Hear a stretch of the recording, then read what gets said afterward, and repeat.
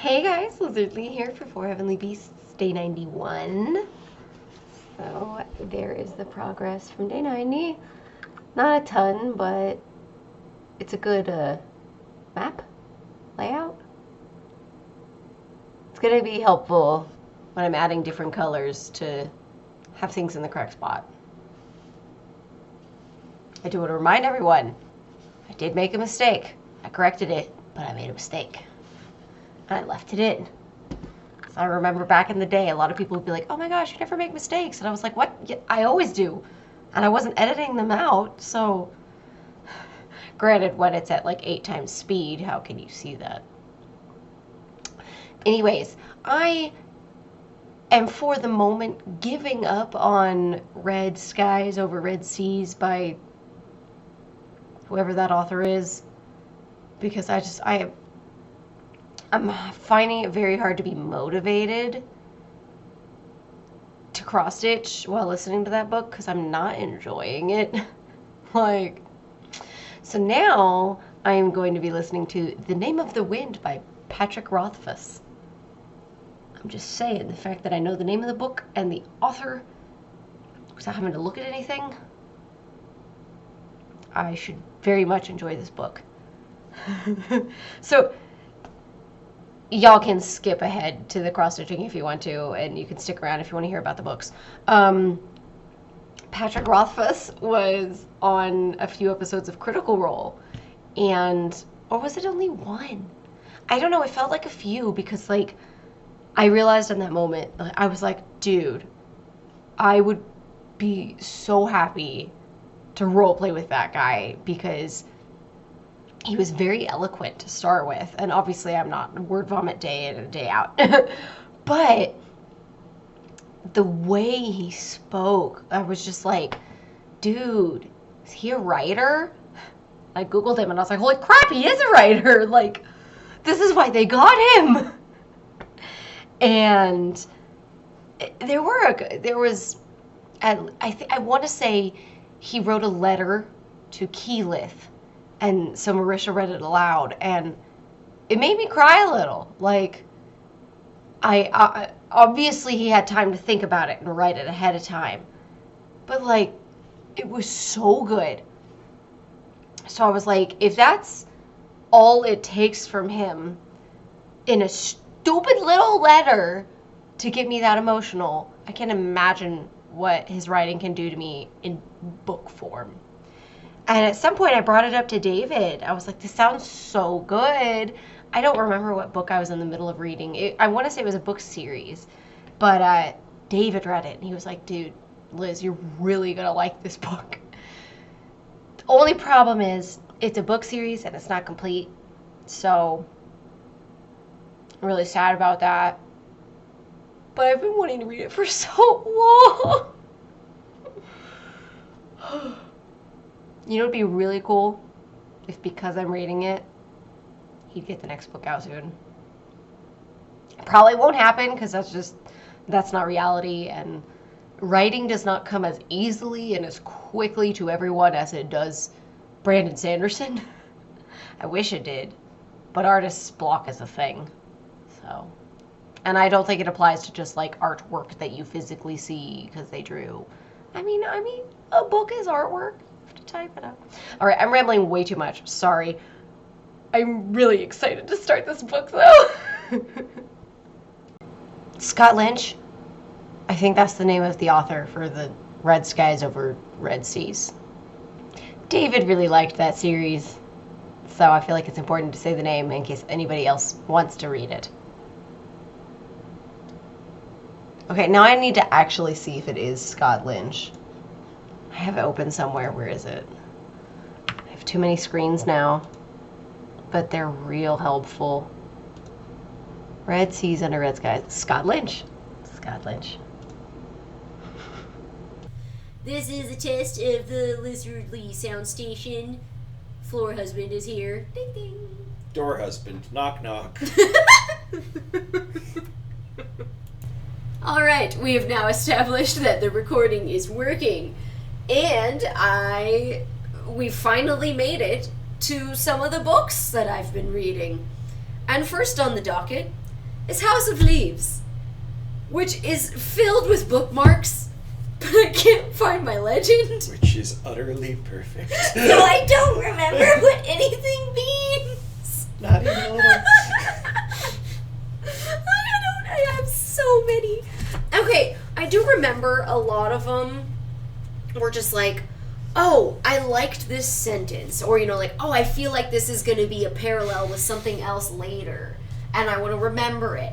And I just want to say, okay, I'm probably going to have to at least get a teeny tiny clip at the end of me holding this book so that you can see all the stupid Post-it notes and stuff I have in it. David made me think that a lot was going to happen in this book and I would have a hard time following it. So I thought I needed to use notes to follow and understand it. I did not. Maybe I'm just lucky that way. I don't know. But I got to the end and I was like, there's no mystery to solve. Like, I understood it all. I didn't need to take any of these notes to understand anything. I mean, there's... All right, you have to do your spiel now. Oh yeah, this is House of Leaves, a famous book. No, it's by Mark Z. Danielski? I don't know. It's by the guy that you just read. Yeah. So, it's called House of Leaves. It's a horror story. It's very adult, right about Oh, the game. yes. Yes. Like, I would say rated R. Yeah, not for reasons you might expect. But it's also incredibly unique because it's what's called ergodic literature.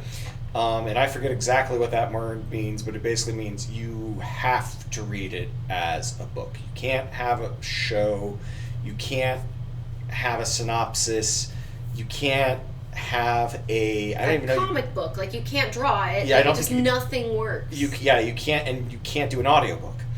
Like, I mean, I believe there are things you could do to honor the intent of what they did in the physical book if you were to adapt it, but no, it would not feel the same. The book, in reading it, requires manipulation of the book, sort of like a choose your own adventure at one point, but also many, many, many other ways that gets you in the mindset and helps push the themes and the emotions that the book is trying to make you feel. So it's not just that the text itself is using fancy words, it's that the text itself is literally sideways or upside down or shrinking or all sorts of stuff to help you feel the unsettling craziness that is occurring to these people.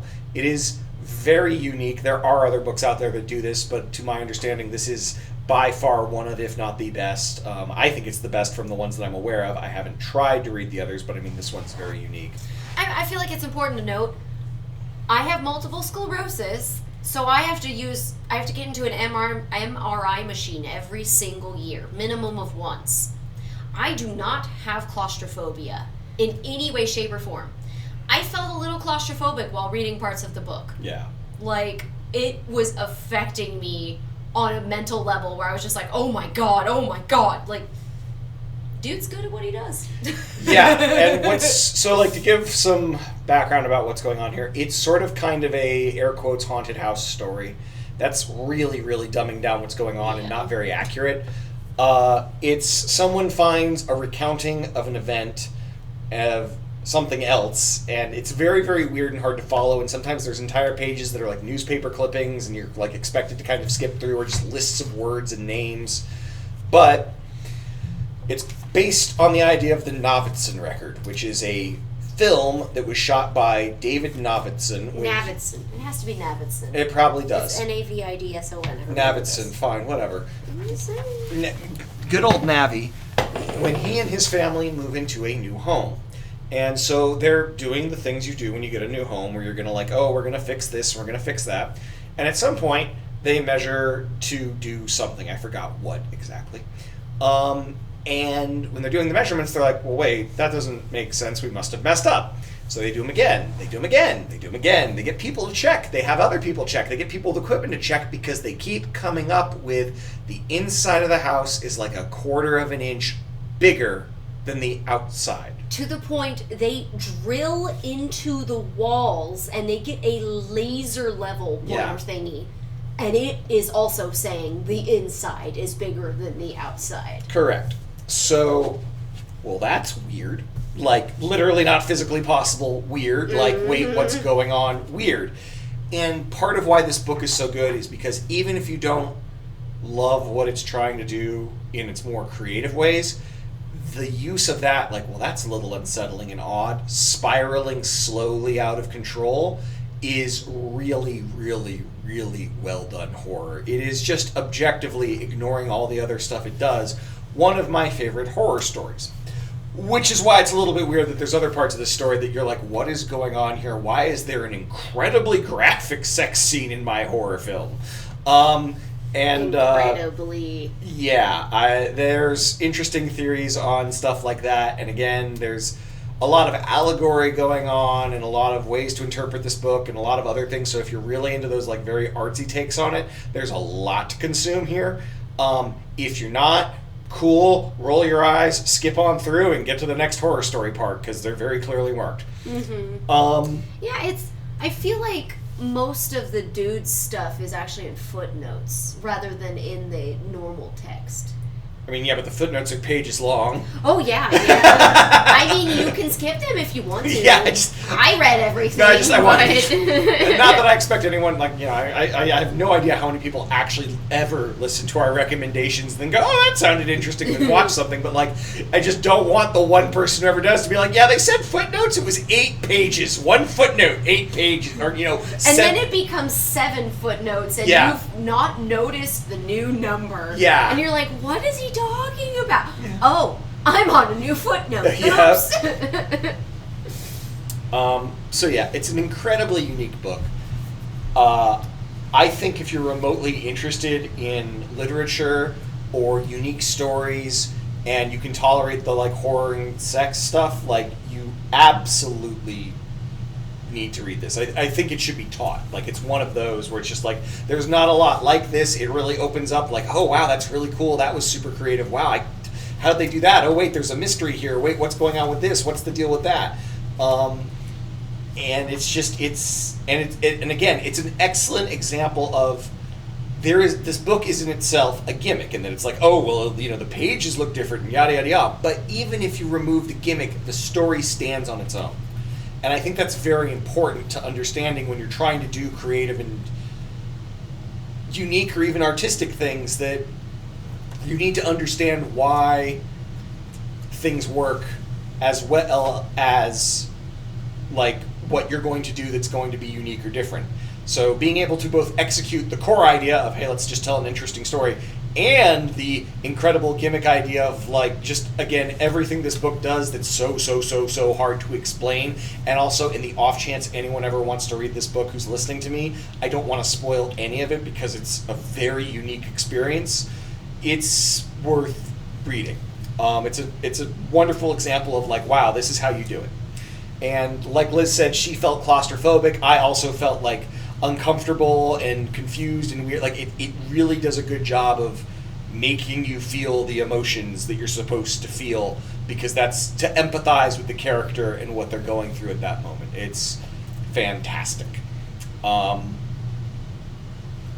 It's so hard to discuss. All right, I've determined some things. Some things. As Liz literally relives this book.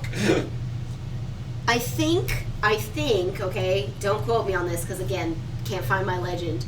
I think yellow are the ones where I just, like, I liked the sentence or I liked the quote or whatever. I think pink was where I was like, oh God, something's happening to the house. Because, like, it starts at a 1/4 inch and then it becomes, or less than a 1/4 inch, and then it becomes 5/16. So I was just tracking that. Okay, what was blue? Blue, I think blue might also be quotes I kind of liked. Oh man, I don't know, you guys, this is difficult. Yeah, I am almost certain that yellow is quotes that I like, because I've come across 3 and I immediately see, oh yep, that was the one I liked. Oof. I don't think any of these are... Okay, this one's definitely not any kind of spoiler, so I'm just going to read it. Why did God create a dual universe? So we might say, be not like me. I am alone, and it might be heard. How creepy is that? God just made a world where he's alone, but somebody might have heard it? That's creepy. I love it. I love it. It's creepy and I love it. So just to be clear, since I used the fancy word earlier while she navigates her maze, that's a very good in-joke, by the way. It really is. Ergodic literature is a term for literature that requires non-trivial effort from the reader to traverse the text. So it's not just reading, but like this is harder to read than just reading. Something's going on here, and like again, choose your own adventure. Like, oh, I have to flip between pages. That's ergodic. It's non-trivial. You have to do something else than just read left to right. This book is very, very, very ergodic. So that's about as much as I can give you as Liz continues to navigate her... The labyrinth? Literal, That's where I am right now. the literal I'm in the labyrinth, labyrinth. of storytelling. And it's... I closed it. She closed it. She gave up. Oh, no, I didn't give up. I just... I mean, I'll read a lot more of the quotes that I like if that's what you want to do. I don't know if there's any you want to pull up that like don't seem too spoilery. I mean, I don't think most of them are. Like, oh, I don't... This is a long paragraph. I don't know if I should read the whole thing, but it's clearly what I marked. I'd also make sure it's appropriate just because, this book I mean, gets I off can the get rails. rid of the B words, I think. Yeah, no, I know. I just, I don't want you to have to edit things. In anxiety, one feels uncanny. Here the peculiar indefiniteness of that which Desane, I can't pronounce it, I'm sorry, finds itself alongside in anxiety, comes proximally to expression, the nothing and nowhere. But here, uncanniness also means not being at home. And then in brackets, das nicht zu Haus sein. In our first indication of the phenomenal character of Desane's basic state, and in our clarification of the existential meaning of being in, as distinguished from the categorical significant. They're big words. I'm sorry. I read this in my head a lot better than I'm reading it aloud. This is probably another reason why it can't be an audiobook. Too many big words. I'm gonna being in as distinguished from the categorical signification of insideness. Being in was defined as residing alongside, being familiar with. This character of being in was then brought to view more concretely through the everyday publicness of the they, which brings tranquilized self-assurance, being at home, with all its obviousness, into the average everydayness of Desane. On the other hand, as Desane falls, anxiety brings it back from its absorption in the world. Everyday familiarity collapses. Stop kicking me! I'm poking. Desane has been individualized, but individualized as being in the world. Being in enters into the existential mode of the not at home. Nothing else is meant by our talk about uncanniness. It probably makes more sense in context. I don't remember that quote super well, but I do want to point out, even the freaking German translation of house is in blue.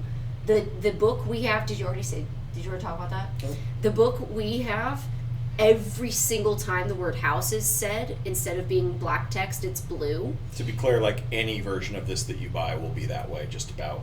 Oh, it's the old versions that did it. It's pretty much only the old versions. Yeah. A few old versions that do it, and like I guess if you got like again, I don't even know how you could do this as like a Kindle book. Like it wouldn't be the same. There's no way because like the font size change. Yeah, but you also wouldn't be like turning pages and Or then feeling it. Or rotating, or That's easy to do in a Kindle. Are you kidding me? It's easier than this huge freaking book. But no, but that's kind of the point.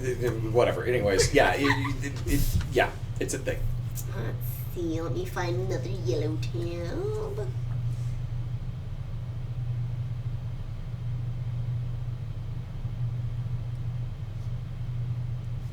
That might be a spoiler, so I'll just say the end. I am not what I used to be. I can't read all of it because I'm worried. Yeah. It's part of a...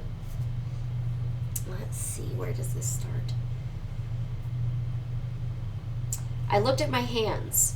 I was holding onto the steering wheel so tightly, all my knuckles were shiny points of white, and my blinker was on. Click, click, click, click, click, click. So certain, so plain, so clear, and yet, for all its mechanical conviction, blinking me in the wrong direction. Ugh. It's creepy! I love it. I love it. Yes, it's very good. So creepy. I'm here for this. Okay. Oh no, another big word. The epistemology of the house remains entirely commensurate with its size. After all, one always approaches the unknown with greater caution the first time around. Thus, it appears far more expansive than it literally is. Knowledge of the terrain on a second visit dramatically contracts this sense of distance. Who has never gone for a walk through some unfamiliar park and felt that it was huge, only to return a second time to discover that the park is in fact much smaller than initially perceived? Not creepy, but freaking true. Like, I feel, especially for me, like walking downtown Summerlin, for instance, I thought that was huge the first time we went there, and I was like, I have lost all sense of direction. And now I walk over there. If you were to drop me in, it would take me like 30 seconds to figure out where I am and how I need to get to, like, oh, this is the parking lot, or this is the theater, or, you know, like, it's now that it's familiar, it's a lot more consumable. Perspective comes with familiarity. Yep.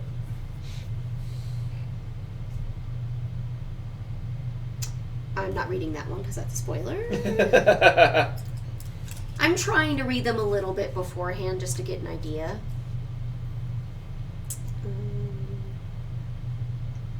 Oh, okay, I like that. The poet, sick and with his chest half bare, tramples a manuscript in his dark stall, gazing with terror at the yawning stair, down which his spirit finally must fall. And then there's also, okay, so some of these are footnotes, by the way, so they're not a huge indication of anything else that's happening. But the one above it, I also like. Something about the terror of the staircase.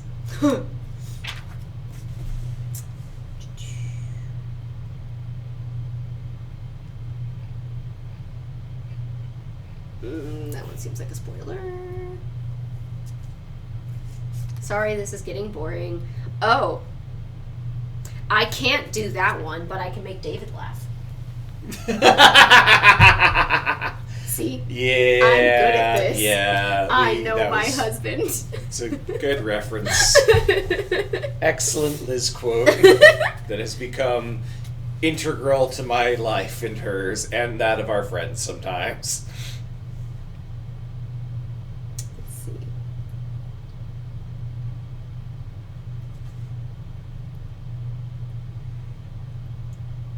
I'm going to change the names to someone.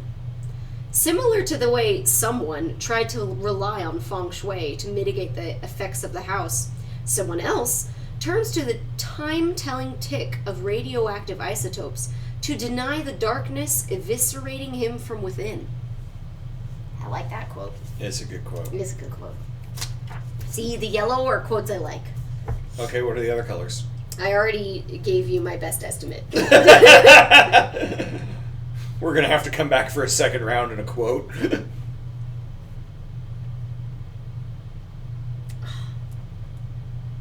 I can't say that word, but I still really like this sentence. Because it'll get you banned, or Well, because it's not a good word. Oh, yeah. So I'm trying to think, because I still really like this sentence. I just need to think of a better way to say this. Assault. Ooh, okay, perfect. Okay. After all, in a very short amount of time, this person had seen the assault of physics. Yep. Replace that word with a worse word, and you'll understand the full sentence. Yeah. In its original form.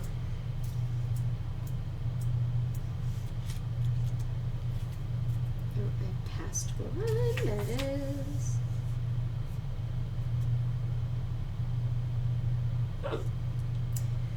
Another footnote, so it doesn't matter if I say names. They won't have any relevance to anybody. Here, then, Jacob loses a sow and finds he is nothing without him. He is empty, lost and tumbling toward his own annihilation. Oh, I'm going to continue. I like the rest of the quote too.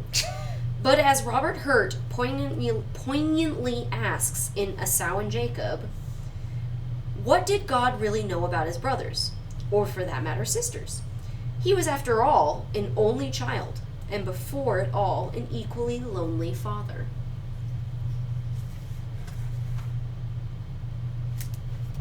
I don't know how many of these things are like real books and how many are things he made up, but they're so good, so good.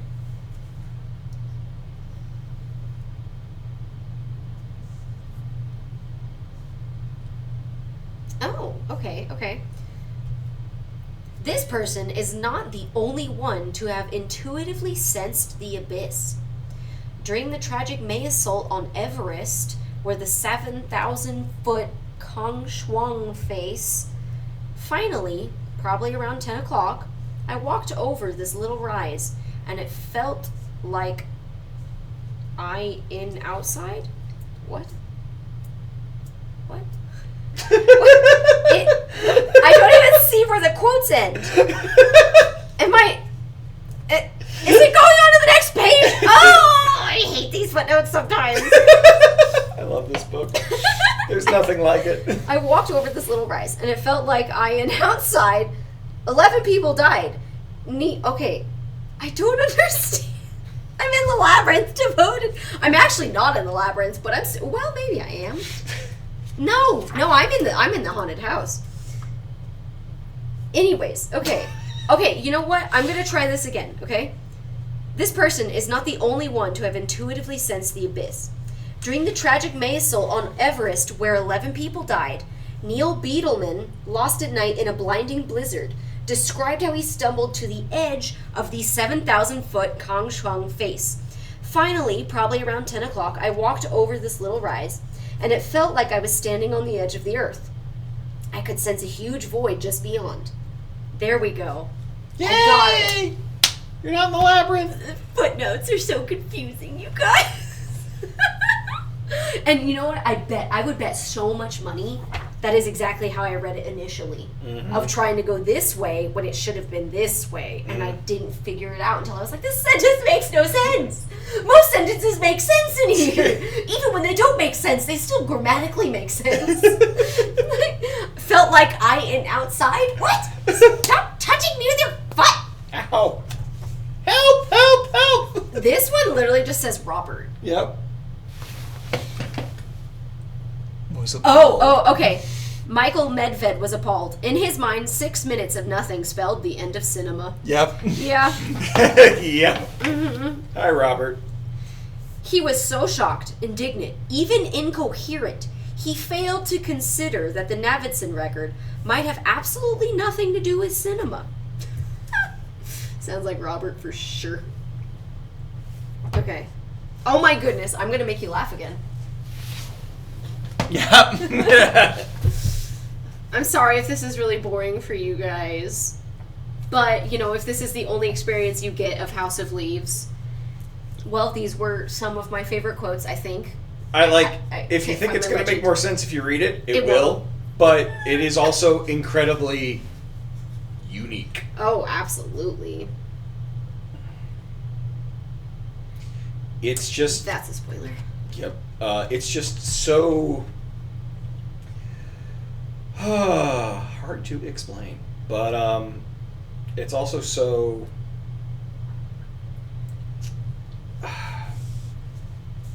It does actually have interesting philosophies, as you may have noticed, as Liz rambles her way through this.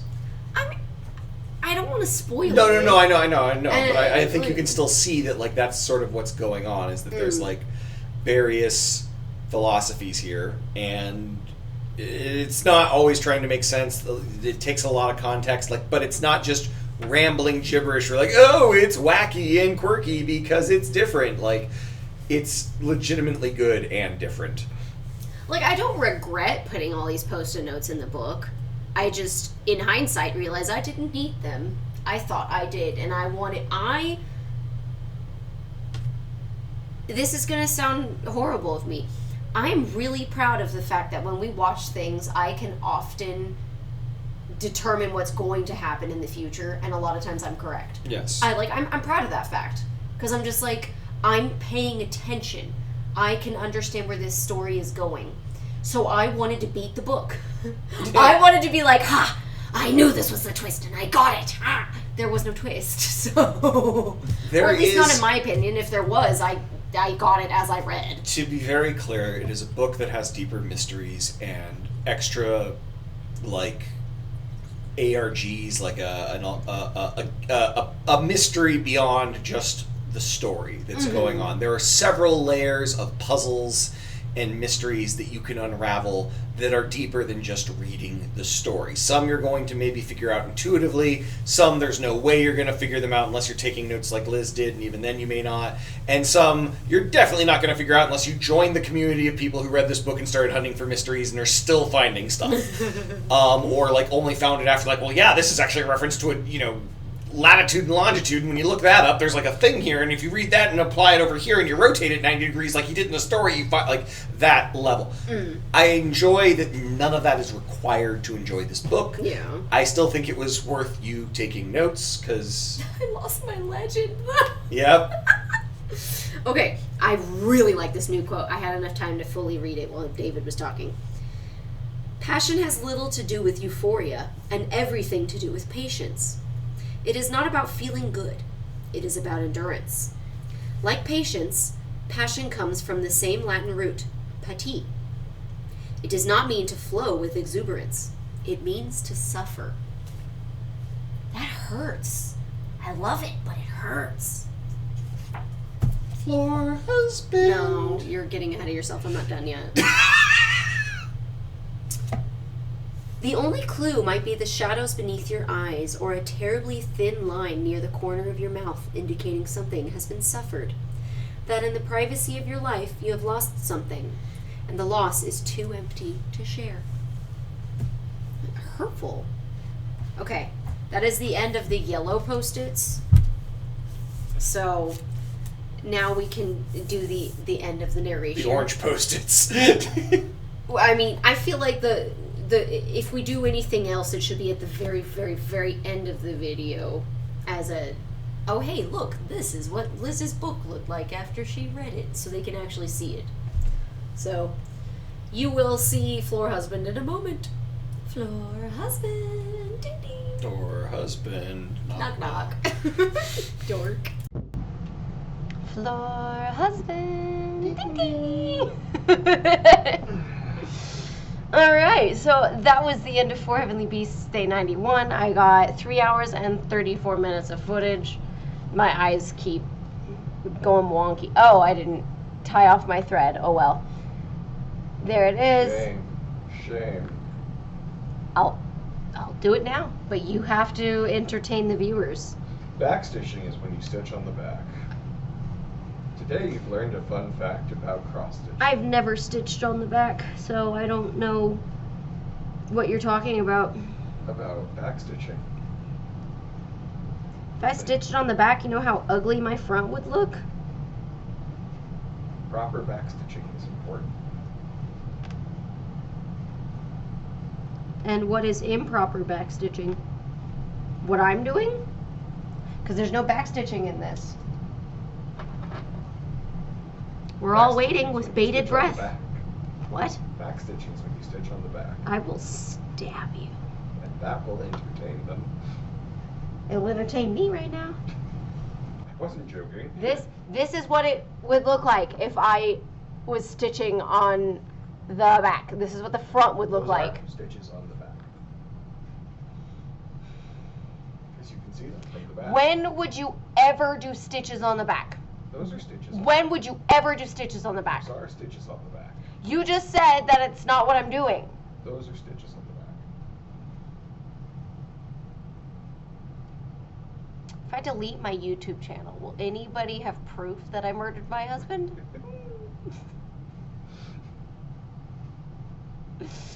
But yeah. The people who heard the screaming next door saying, "Oh God, you're murdering me."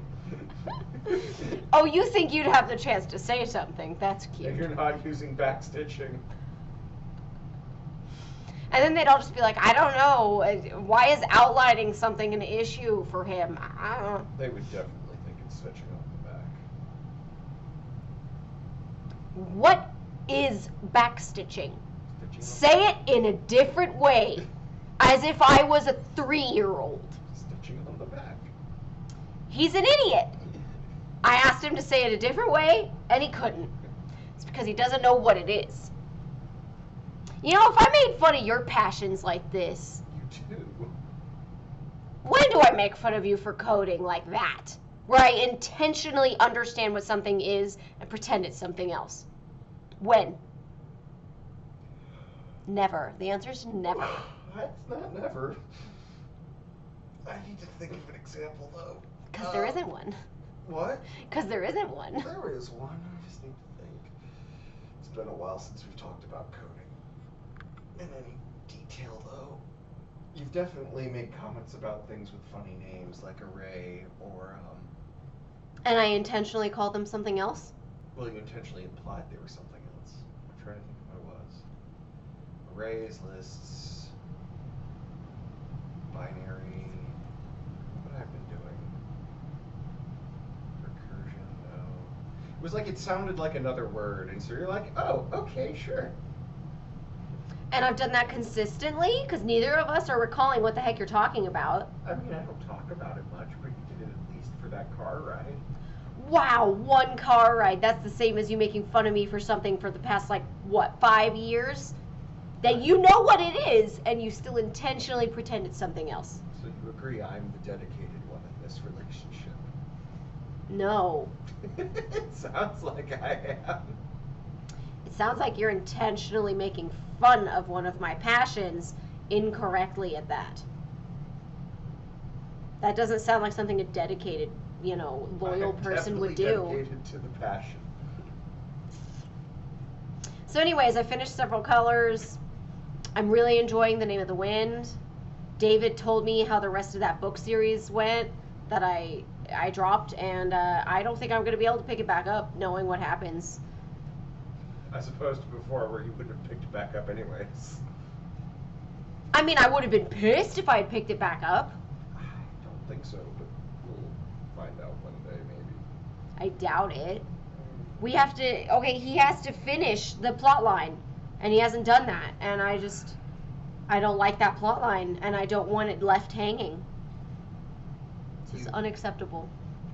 Well, again, the whole point of those books as a they're okay to finish now book is each one has a subplot that it resolves within its own book. And I didn't go into those because those aren't the things that stuck with me, but they're also still fun, and I still think they're good. Like, they're harder to explain over, lunch, because it's a lot of detail stuff, because it's about how they would outsmart each other. Like, it's the stuff that I've forgotten for a few of them, but it's still enjoyable. And how much of book 1 and the 3/4 of book 2 I got through did I find enjoyable? That's your problem. Not much is the answer. Because I hated the first 9 books of book 1. The first 9 books. Excuse me, 9 hours. The first 9 hours of book 1. There are 4 books in the Reckoner series. It's making fun of me. Because I misremembered. I am and there's only quoting 3. you in that case. You're making fun of me. No, I'm quoting you. But yeah, I'm enjoying this book a lot more. but it's So. just as descriptive. On things I care about, then. How's that? I don't see the difference. He spends He hasn't described a single room needlessly. the bar. And look at how much stuff they've done in the bar. They've thrown stools. They've sat on the stools. They've sat at the tables. How dare you describe a stool that goes unthrown? This book is garbage. I don't need to have every single room described to me. And they've been in rooms, they've been in wagons, and he's minimally described them. So I don't think you're right. I think you are wrong in this one, handsome man. I'm curious to see where you feel this is going. Because, I mean, he's very, very, very descriptive. He spends so much time on analogies, because that's kind of the whole point of the character. And I don't see how you can say that, what is it, Loch Lamora is less or more descriptive than the Name of the Wind. It's just, I don't know. It describes things that I don't care about, versus so far what he has been describing in this book I've cared about. Also, I don't hate the main character, so that helps. Yeah. I hated Loch Lamora. I am legitimately concerned that the main character shares a lot of traits with Loch Lamora. I mean, as I described at the beginning of this episode, Patrick Rothfuss came onto Critical Role and made me cry. So I'm already inclined to like his writing. You cried at Loch Lamora. No, you didn't, because you were upset. No, I didn't. Because you didn't understand my spoilers. Yeah, they were crap. They were garbage spoilers. Oh yeah, they're gonna come back. Yeah, from the past. We're going to the past. They're still dead. Yes. They're dead. Well, I didn't think they were dead because I was like, oh well, he told me that such and such happened, so they can't be dead. This is all I told you a ploy. when No, I they were told dead. you that it was a flashback, not a flash forward or a current time thing. That it was when they were younger. You misunderstood because you'd forgotten. Which their is why age. it's garbage. It's because you're bad at listening. Yes. Or at I was age. eating lime chicken in my defense, which is delicious. So No more spoilers over chicken. no, you could give me spoilers. It's just it has to continue to be about Loch Lamora because that's fine. I don't want spoilers for Name of the Wind though. In the Name of the Wind, in Book 3, no one knows what happens. It's not in the Name of the Wind. It's just the Name of the Wind. It's actually the Kingkiller Chronicles, but Well, so book 1 is the Name of the Wind. yeah. It's still not in the Name of the Wind. If it was in the book, it would be. The title of the book is the Name of the Wind. No, the subject Yes, which it I'm is! referring to is the Name of the Wind, and if I'm talking about something in the book, I would say in the Name of the Wind, end quote. Do you guys understand why some of our friends think we hate each other now? In the Name of the Wind, the main character is named Coat. Coat. I like him so far. The Name of the Wind contains a main character named Coat. See how the in disappeared in the second sentence? Because I didn't use it in that syntax, but it was still technically correct in the first sentence. See, but if I were writing this down, only the Name of the Wind would be underlined as the title of the book. You underline your titles? That's how I learned it as a kid. I think as I got older, they had you switch it to quotes. But originally, yeah, it was always you underline the book title. Did I do that? I feel like that's what they did at first, because I will say I think underlining a book title is a lot more understandable than quotation marks. I mean, Quotes get confusing fast, especially in English. that's why you quote people quoting people who quote people. And it sucks. That's funny. And then they're like, oh yeah, I want this in MLA format and blah, blah, blah, blah, blah, blah, blah. I'm sorry, could you repeat that? No. You can rewind the video and listen to it again. And then I can quote you on it. I mean, it's public domain? Is that what this is? I don't know. Oh, yeah. I don't know what YouTube videos are. Nor do I. Assume they're technically owned by YouTube. Well, I'm not making money off of this, so it can't be owned by me, right? I mean, you could if enough people watched it, which clearly this video will get millions of views. So Is it for floor husband? Ding ding. no. Is it because it's day 91? Yes. Doubt it. I doubt it. You ready to go now? No spoilers in the comments for King Killer. She knows there's no book 3. I told her it's worth reading anyways. Yes. I am aware he has not finished it yet. I think I even talked about that in the intro. That was a few hours ago, so I'm older now. What'd you say? Yeah, no comment. Never mind. So yeah, that's the end of day 91. Like, subscribe, share, comment, all that jazz. And I'll see you guys in the next video.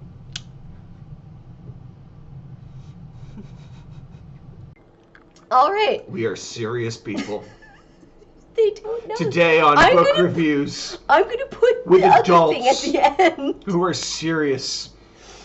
People So, who review books. This is the book. These are all of my notes. And then I had more. She ran out of colors. Well, no, it's not that I ran out of colors. It's that I ran out of this style Post-it note. So then I had to start using regular Post-it notes. Is that one I can share? Curse Blind. I was looking for parallels. What are you doing? Nothing. I can hear your lips and your tongue or something making noises, and I can rewatch this video. I'm stretching my jaw. Right. So, if I find the legend, I will let you guys know what the Post-it notes mean. If and when I know what I did. I don't remember. Like, okay. Only to repeatedly discover perfect similitude. Similitude. Though, how can that be, right? If it were perfect, it wouldn't be similar. It would be identical. And you know what? I've lost this sentence. I can't even finish it. I don't know how. And that was the end. And that was relatable to me. I also am like, I don't know where the sentence is going. I'm just going to stop. I'm not sure how I got here. Why am I here? I'm going to burn to death.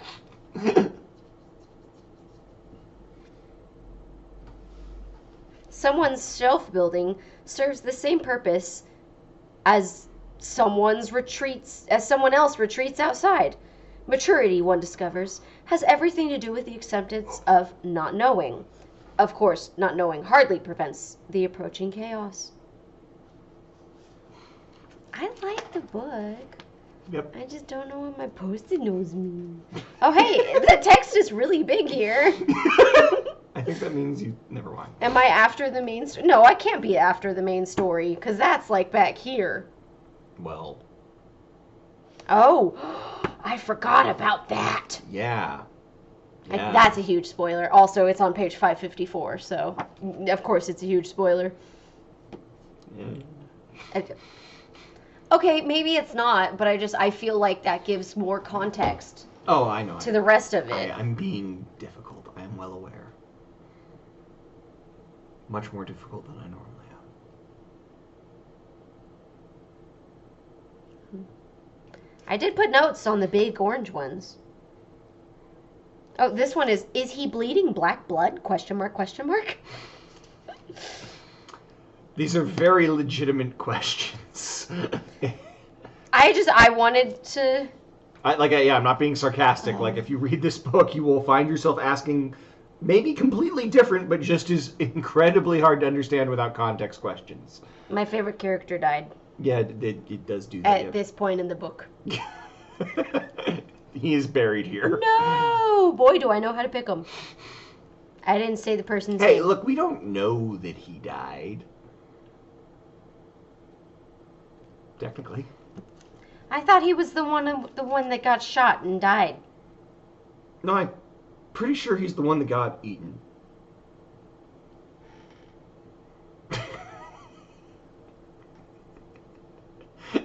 Oh, he disappears.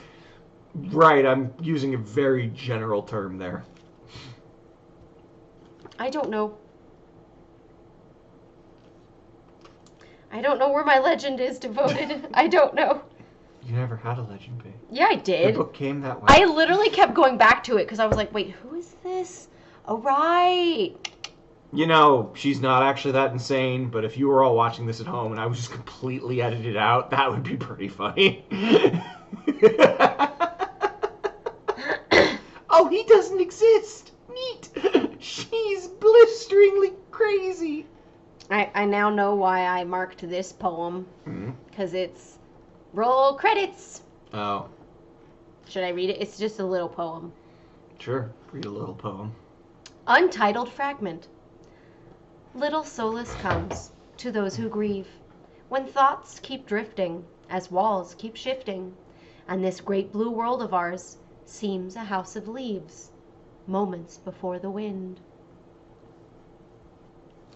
I like it. I like his writing style. He's very But I didn't need any of these post-it notes. I don't think I used a single one. The only note I would give, other than yes, there are graphic sex scenes. If you have a problem with assault, as was briefly discussed in a different sense, but that idea, there are letters that you will know what I'm talking about if you read the book. Don't decode them. That's all you need to know to understand where the assault is coming in. And honestly, you don't need to decode it. I didn't. Oh, I did. Yeah. Okay.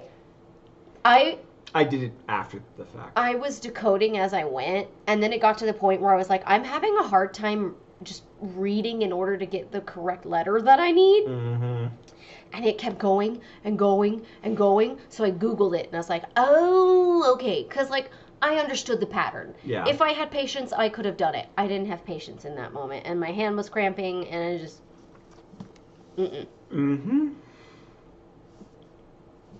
So, yeah, this is the first physical book I've read in years. This is an ergodic video. What? It's difficult to traverse. Because I'm going to edit how stupid we are right after this? And they're going to be like, why is David acting like they're so mature and smart right now? Oh, because they just did the thing. You suck.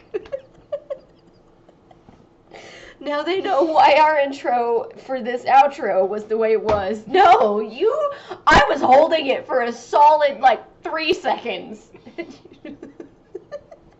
You gotta work for it, Rob. I know. You bum. I'm not a bum because I snorted. It's a Rocky reference. His trainer keeps calling him a bum. I'm not laughing at you anymore. Well, then great. I can't do it. No. Enjoy us being stupid idiots, because he had us doing that at the start of this. Bye. I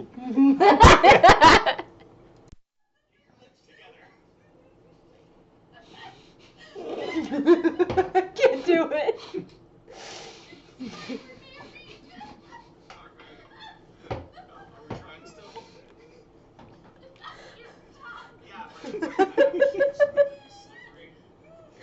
Why are you still listening to it? So they can see how this works. We're supposed to be talking about the book.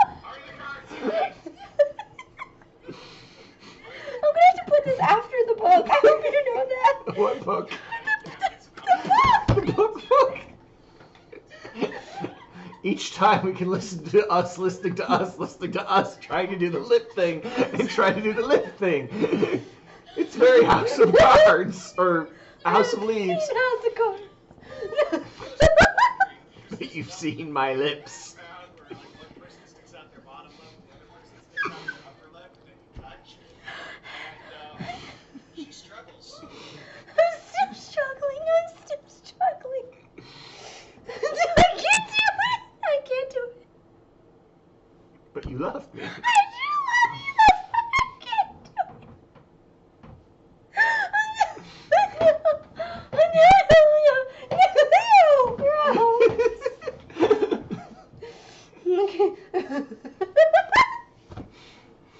So the problem is she has trouble doing the upper lip, but if I do the bottom lip, she has trouble. If I do the upper lip, she can't look me in the eye.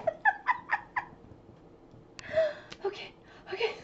I have to find my center. It's somewhere down there.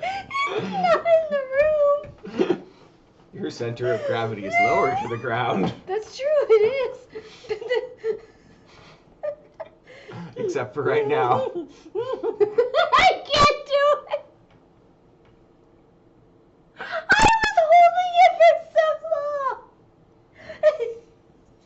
You gotta be like a tapir, babe. A what? A tapir. A tapir? Yeah, What's a tapir? you don't know what a tapir is? Oh, this is narwhals all over again. Don't you do this to me. A tapir, is it? So I'm assuming it's a type of animal and it's real. Tapir. I can focus on something else, yeah?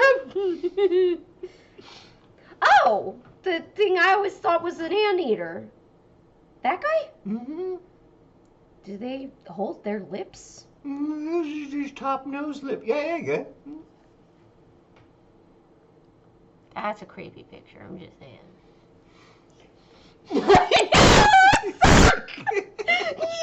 doing it! I saw you in the video and then you switched it. No, we're done and we're going to talk about the book.